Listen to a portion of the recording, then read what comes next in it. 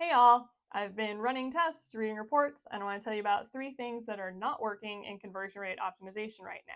So the first one are in-cart checkout timers. So Nielsen Norman Group ran a report a while back looking at false urgency. So think like Ticketmaster telling you only have 5 minutes to check out. And it has been hurting conversion rate because consumers are wising up to false urgency. So I ran this test with 2 of my clients. We removed the timer from the cart and we saw a pretty substantial increase in conversion rates. So if you don't have one in your cart, don't add it. If you do, then test removing that. Now, you can replace this with real constructed urgency.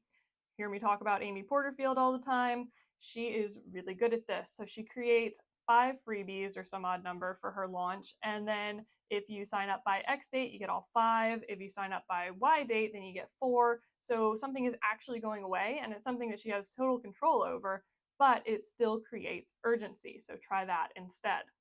Okay, number 2. This one is surprising. Video. Unbounce released a report about the landing pages that are built on their platform, and landing pages with video did worse than landing pages without video. We were starting to see a video that just was there for the sake of being video, so it wasn't really good.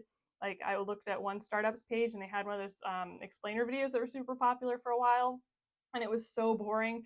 I could not watch the whole thing, so I just left the website. So if you have video on your website, like I do, and I will keep having video on my website, make sure that it is super relevant and also test it. That is going to be one of my go-to tests for my clients for a while now. Third one, sticky mobile buttons. So the little button at the bottom of your screen that follows you as you scroll down.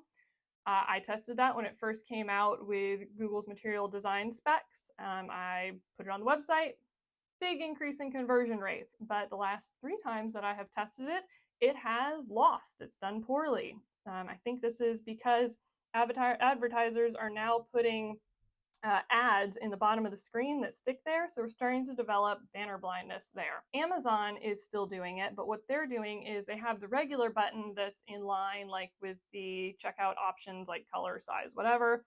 But then if you get a significant way down their page away from that button, they pop it up in the corner. So that's working for them. So consider testing that. If you want more ways to optimize your website, check out my free video guide on the top 5 areas that I see lift in when we do optimizations in those areas. It's totally free, it's 15 minutes, and so it is definitely worth taking the time to go through because I get like 30%, 75%, 100% lift just from combining these tactics for clients. So check it out and let me know how it goes.